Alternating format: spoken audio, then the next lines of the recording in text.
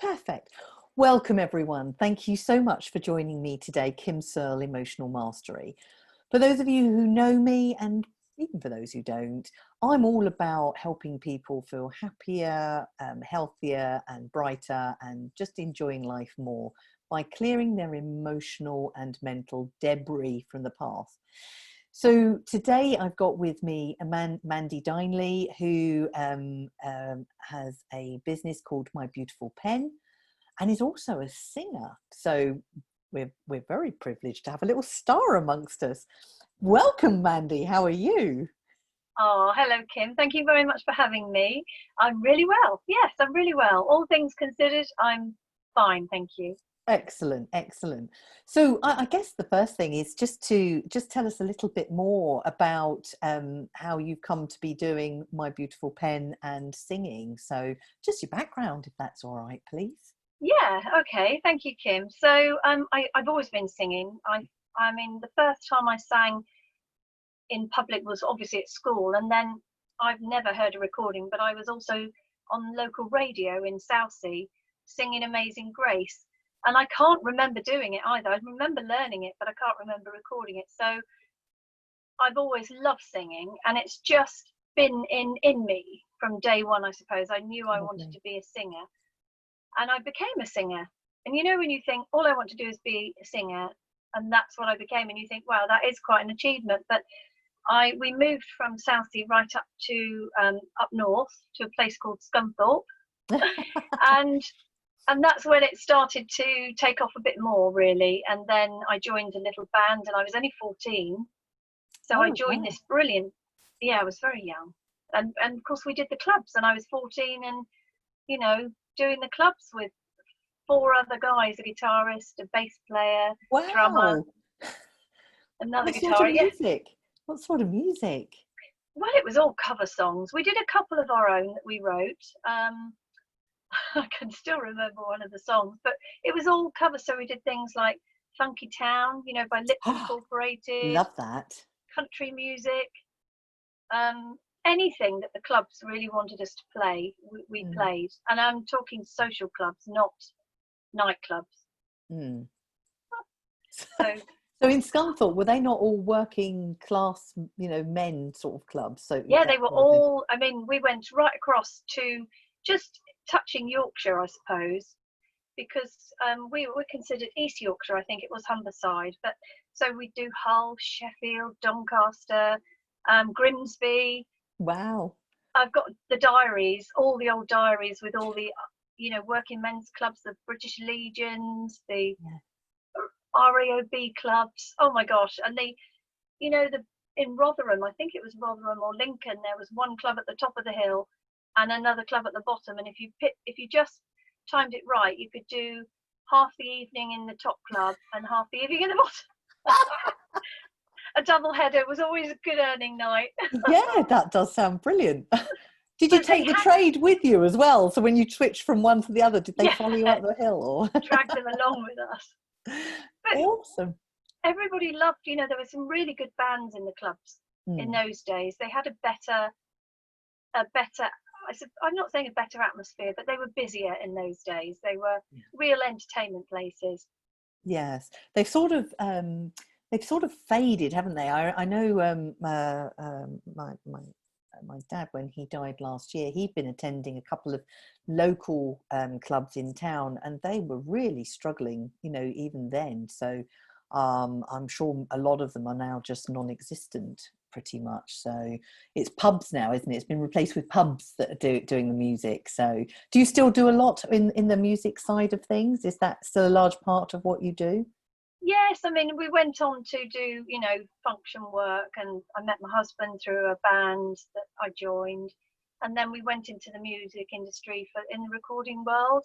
So we were singer-songwriters for years, and we spent a lot of time recording and, doing all sorts of exciting things and recording in some of the biggest studios in the UK. Oh, really? Yeah, and that was a very exciting time. My husband had a record album deal with a band, and we had a management deal together as a couple of songwriters, and it was all very, very exciting. So I've kind of touched the surface of success, if you like, in that way, and it was just brilliant. Oh, it does sound, well, I don't know about touching the surface. It sounds like you were quite immersed in what in effect is the real scene. I mean, yes, you know, you get the bands who make it and whatever, but it is the ones where you're out amongst the people, isn't it? Let's be honest, where that really, you really get the sense of what you're doing. And what I love about it is music is so emotive. So, you know, it's one of the reasons why I've got you here today, is that, you know, you can be stirred by music. There was a song, and even as I listen to it now, I have, you know, it just goosebumps. It's by Disturbed, but it's the Simon and Garfunkel song, "The Sound of Silence." Oh, And it just transports me. I love it, love it, love it. So there are certain songs that just do that. And then, of course, to remind you of your youth, certain songs that you danced to. I was a big Earth, Wind and Fire girl, a bit of reggae, sort of a bit of the new age stuff. and they all create an atmosphere, don't they? And they take you Yeah, back, yeah, and that atmosphere will never go. You always have that atmosphere when you first heard that song, and then wherever it was that you kept hearing it on a regular basis. yes. If it brings you happy memories, like I remember Minnie Riperton, "Loving You," Oh and that, yes, yes, I remember oh, I that one. loved, and I was in Southsea at the time, and we never really wanted to leave Southsea. We were really happy there, but my dad got a job. And I remember living in Chelsea Road in Southsea, around the corner from the King's Theatre. And I just remember being in our lovely garden that my mum loved so much. And she would play the radio, and I could hear Minnie Riperton in the garden, and she was on a hammock, and we were in the garden. Oh, It was just, and that's all I think about when I hear that song with my mum. brilliant. And that is awesome, because you can just be transported back. Funnily enough, I used to live in Bedhampton, which was not far from Southsea. So when we went to the Oh, beach, it was Southsea, because it's all stones down there. It's not comfortable at all. oh no, the beach. No, no, no, no. Oh no, you have to have sensible shoes. Yeah, I remember it very, very well. And So, they're gosh, big old pebbles as they well. I don't are. know why they're so big on Southsea. No, I don't know, because everywhere else along the coastline, even if it's shingle, isn't it then? But yeah, not Southsea, completely different. Who I knows? know. It's nice. It's nice though. It was a lovely place to grow up. Yes, yes, it is. Being near the sea, I love it even Yeah. now. You take me near the sea and I'm just like, oh, I've arrived home again. One day, one day. It's heaven, isn't it? Heaven. It is. So you still do singing now though, don't you? You're still out and about. What's your band called now? Yeah, I do. Well, actually, it's not a very good name, but it's a name that we just happened to have because we kind of cherry pick our work. So Peter, as in, we've done all the function work. You know, we worked solidly for years. The first New Year's Eve off I think I had since I was 14 was the Millennium, Oh wow. and that was the first New Year's Eve I'd had off because we always worked, and we decided if we're going to take one New Year's Eve off, it has to be that year. And so now we just do what we want to do. So we'll do, you know, we'll do friends parties, or you know, if somebody wants a specific type of sound that we can do, we can provide for them, then we'll be happy to do it if we're free. So we call ourselves the cherry pickers. Oh, I think that's brilliant. Bit of a cut, but that's only the two of us. But I'm also in another band, but we don't do many gigs, and it's the 18 piece band. Oh, And we get together for charity. It's just once a year, this band. that But sounds awesome. we get together and we do a great big gig in Hartley Whitney for charity, and it's amazing. Fantastic brass section. Oh, it's amazing. I have to say, I was brought up with music, and different age ranges as well, because you know my grandparents were quite old. My mum had me very late in life, so you know everybody else was very old even when I was young. And but you know the big band era, I just loved it. It's again, it's very emotive, isn't it? Oh, And I'm still yeah. partial to the sax. Yes. Yeah. It just lifts you up, doesn't it? It Mm, gets into your body, and I don't know what it does, but it lifts your mood. yes. Lifts your And mood completely.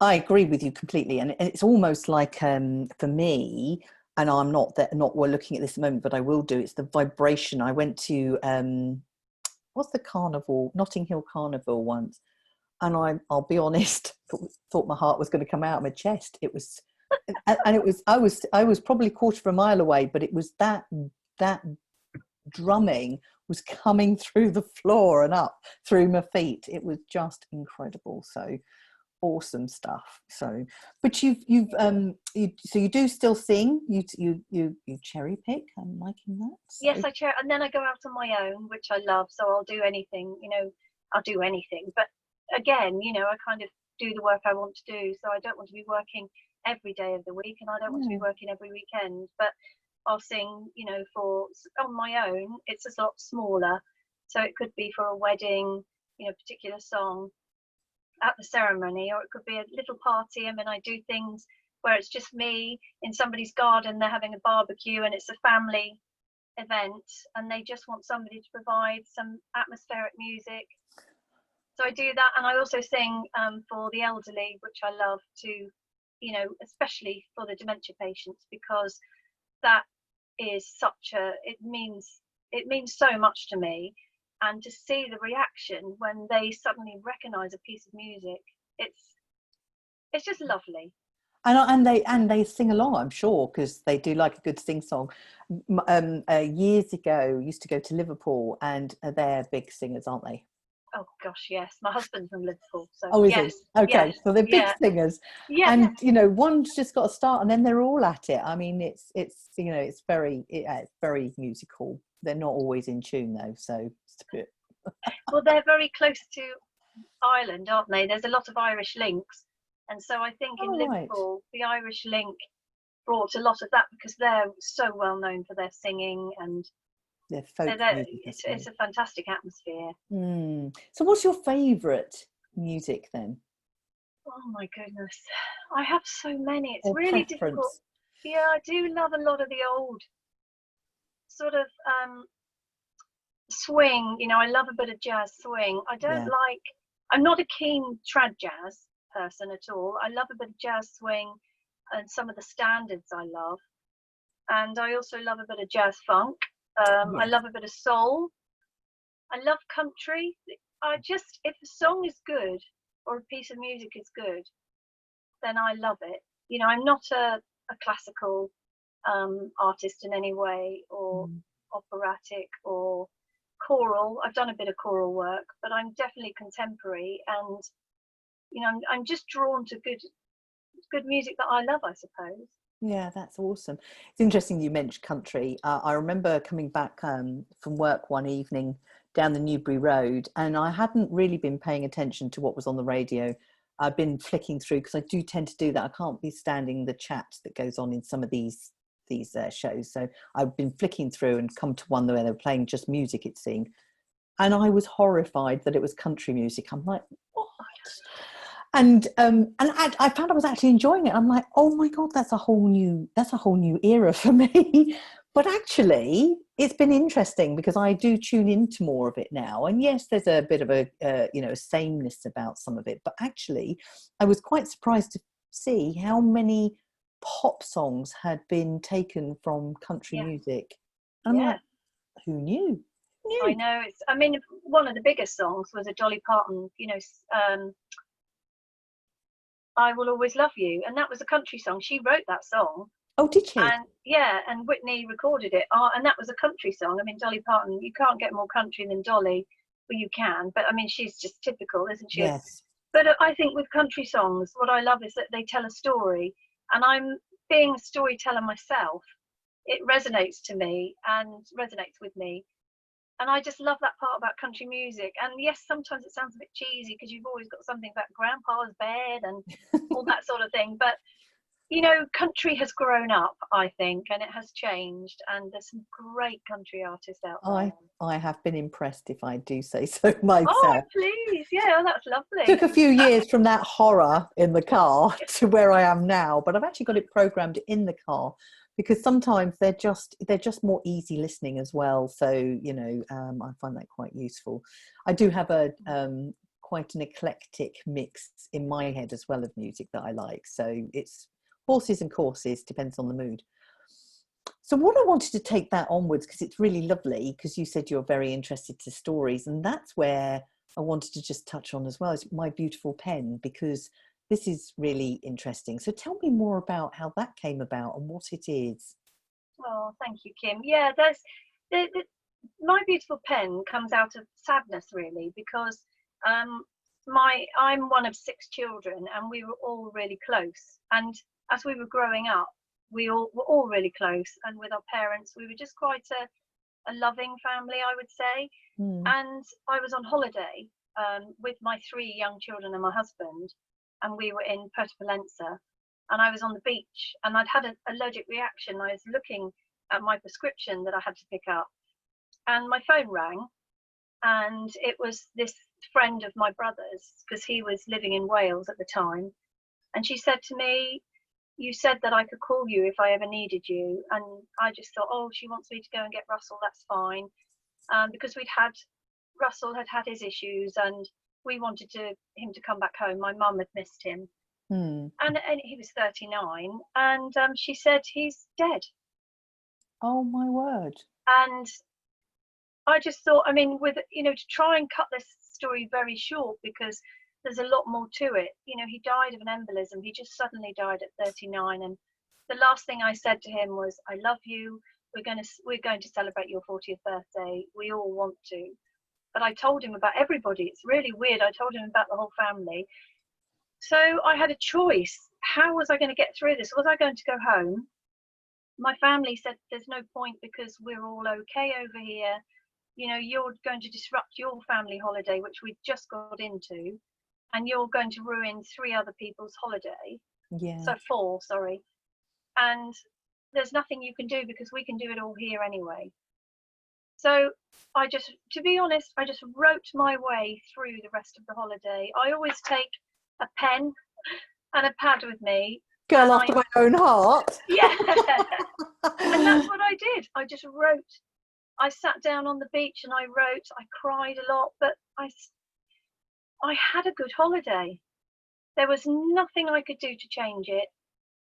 I know how much I loved him. It was incredibly hard, but I had my 3 children and my husband, and we had to get on. We had to get on with life. We can't let life stop. I mean, it's the hardest thing I've ever had to have dealt with up to that point. I can imagine, actually. And being so far away, the natural desire is to get back. But actually, I think Yes. I love the fact that your family said don't, because actually what you did was you had time and space. Being on holiday, you have the space to work through what you need to. And I mean, great for him, because an embolism, I think, is quite quick, isn't it? Yeah, he didn't. They said he didn't suffer. No. Awful for the rest of you left behind, but you had a really good opportunity, I'm guessing, to start to get through what you needed to get through. So wow. So yes, we did. I did, yes. And I think you're so right when you say about the space. I mean, I do remember walking up lots of steps. There's a place in Old Pollenza town, and if you walk up, there's a chapel at the top. And I did go to every church I could, just to say a little prayer, light a candle. That made me feel so much better. Yeah, and I remember crying on every step. And my little girl, Lily, at the time, she was only little, she was saying, "It's all right, Mummy, it's okay, you can do it." But I just remember crying all the way up. But I look back and it sounds silly, but those moments are precious. Yes, absolutely. And wow, what a legacy. My beautiful pen, the business. So now you write for other people who are going through grief. I don't but you do other poems and writings and whatever. Just want to tell us a little bit more about that, because I'm interested as well. We've never really had a proper chat about it, have we? We keep talking about we it. haven't. We haven't touched on that side of it, because I write for weddings as well. But yes, I have written quite a few pieces for funerals, eulogies. I had to write my own mother's eulogy, with the help of my siblings. Obviously, we gathered the content together, but I put it together, I formatted it, and wrote most of it. And then my father's eulogy, because I felt, and other people that have asked me to help them, I've had some very sad stories that I've had to write eulogies for. But I feel it's really important to be really inclusive within the eulogy, because I know some people see eulogies in a different way, and there's one person and they talk about how their relationship was with them, with that person, but that is at the exclusion of the rest of the congregation. And I feel all of those people are there because they have known or loved that person. And so if somebody could write a eulogy and include everybody, they don't have to mention everyone's names, but at the end just have a nod to say, you know, something like, if he mattered to you, then you mattered to him, then I think it's really important to get all of those ingredients of all of the family, the friends that loved him, and into that eulogy. Does that make sense? Because that sounds beautiful, actually. Absolutely. It's inclusive. yeah, and it's taking into account the person whose life it was, because let's face it, we touch many people's lives, don't we? So to focus on one is probably doing a disservice to the life that they led. And you know, I think the thing that for me, if I can, and I know it helped other people as well, especially with my dad's last year, is that everybody left lifted. Everybody left lifted because of the content of the funeral service was loving and hopeful and grateful and thankful and inclusive. And I think everybody felt, oh my goodness, you know, I feel I've said goodbye properly. I can it's move forward, I don't know, just you can move on more gently without that heavy feeling, and it helps with the grief process. I agree. I lost my father-in-law last year, and I called him Dad because he'd been in my life since I was 18, which was longer than my own father. And he was an awesome man, a really lovely man.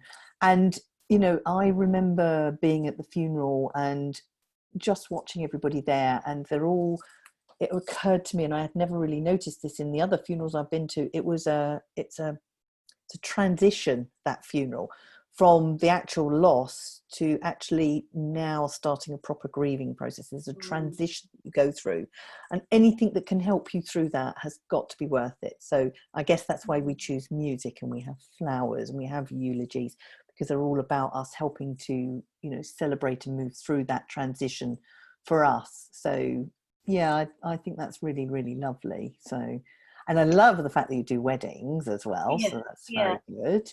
Yes, you've got the opposite ends of the, you know, it's, I love it. I love it. I love romance. Fantastic. and because obviously I know you and your husband have been married a while as well, so you can bring some experience to the table when you're talking about weddings. Otherwise you're stuck, aren't you, if you've not experienced a good wedding and a marriage as well. I mean, maybe you can. I just think you bring something extra to the table. So that sounds awesome.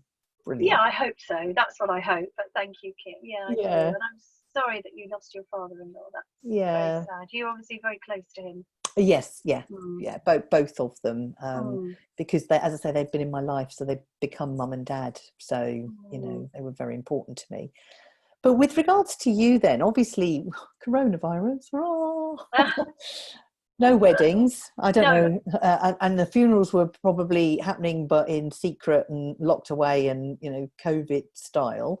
Too traumatic. I think it will. I think for the memorial services, people will want to reflect on it in less of a rush. I think there was so much pain that people had to go through. It's very, you know, it's painful anyway, but then the painful process of not being able to have more than so many members there of your family, and very difficult. And I think the whole process became intolerable, really. And these people that have had to go through a loss during the lockdown, I do feel for them, including my own family. We lost a member of our family. Sorry to hear that. During lockdown, but it wasn't due to COVID, but their funeral was restricted. So it's interesting you're talking about memorials, because I was talking about having one for Dad, just because I think for Mum it will be another little marker, another step forward. And I thought about a memorial, and you would write for that as well, would you? Yes. Oh, yeah. It would be very similar to a eulogy in a way, or you could have, whatever you wanted. I just think it's really important that you have what you want for that person to Yeah. reflect that person. Oh, okay. I'll bear that in mind when I Oh. talk to Mum. Always looking for ways to help her through her grief, because I think she thinks she's doing it alone, bless her. But that's where you are when you've gone through something. You can't be part of whatever's going on around you because you're still processing. So what are you going to be doing going forward? Because obviously, very slowly, Yeah. lockdown is lifting. Yes. Yes, I've had to create during lockdown. I've been upskilling and all sorts of things, but I'm not one of those annoying people that has suddenly learned how to be a trapeze artist or anything like that during lockdown, or stand upside down on my head for 10 hours and do 28 positions of yoga. No, I haven't done that. But I've introduced some new products into. It's given me time to create some new cute little products which I love, and all to do with words, because that's what I'm all about. It's given me time to be with my family, and now going forward, I've just got to really work at getting, I'm already out there, but lockdown has definitely slowed things down. Absolutely. So what sort of products are you talking about? Oh yeah, I've got a planner. So I've got this, for a lot of my business friends, we love paper, we love stationery. So I've created this, where is it? Too, Planner. I do love it. Shall I show it to you? Yes, please. And it's called My Beautiful Daily Planner. It's probably the wrong way round, but oh no, it's come through. Oh, lovely. So it's got it's a gentle planner, so it's not a bossy planner. So you've got my beautiful plans, and then you've got a to-do list, social media, water count, people to call or email, and a gentle reminder. So it could be something that you've forgotten to do, you need to do, but you need nagging gently. And then there's a lovely little area here where you can put your affirmation of the day or the week, because this could last a week, really. Yes. Wow, well done. Positive affirmation in that little area. Fantastic. How brilliant is that? It's been going well. Has it? Excellent. Yeah. Excellent. And where do they get that? Is that on your website or something? Yes. Yeah, it's on my website in my shop. Oh, okay. Tell us what your website is then. Oh, thank you, Kim. It's www. Yep. mybeautifulpen. Yep. .uk.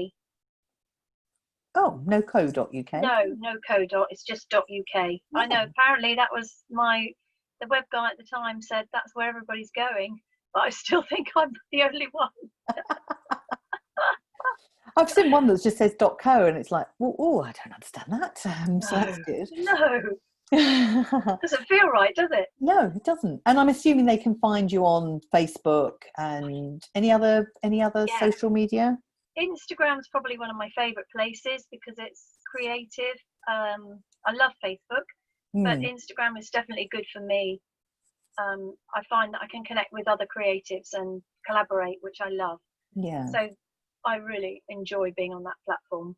Brilliant. Okay, well, I'll dig those out and put them in the comments when I post. So, thank you. No, my pleasure. So before we bring the call to an end, because I feel I could talk to you a lot more. But what if there was one thing that you would like listeners to know about you that I've not asked you? What might that be? Oh, what would it be? Yes, something we've not covered. I don't know really, because we've covered the weddings, haven't we, and the sad occasions. I do, write for celebrations, parties, and everything. But I would just say, speak to me, talk to me, ask me anything that you think that I could do, and I will say yes or no. But I'll certainly consider it, because sometimes, the best way to find out about someone is by speaking to them, isn't it? Yes, it is. Yes, I don't really, because you've covered so much. I don't think I've missed much out. Yeah, because you're based in North Hampshire, are you, or Surrey? No, I'm in Hampshire, so yes.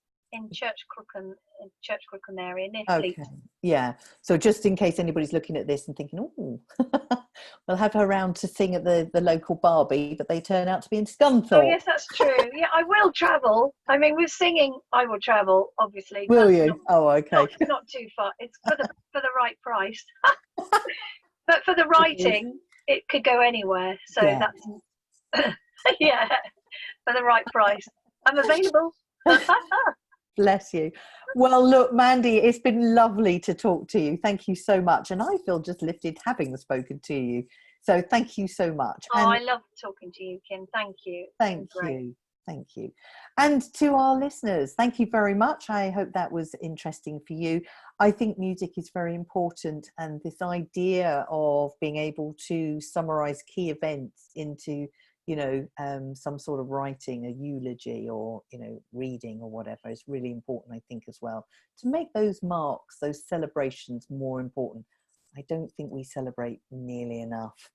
Thank you for listening. Kim Searle, Emotional Mastery, interviewing Mandy Dineley of My Beautiful Pen and the Cherry Pickers. Thank you.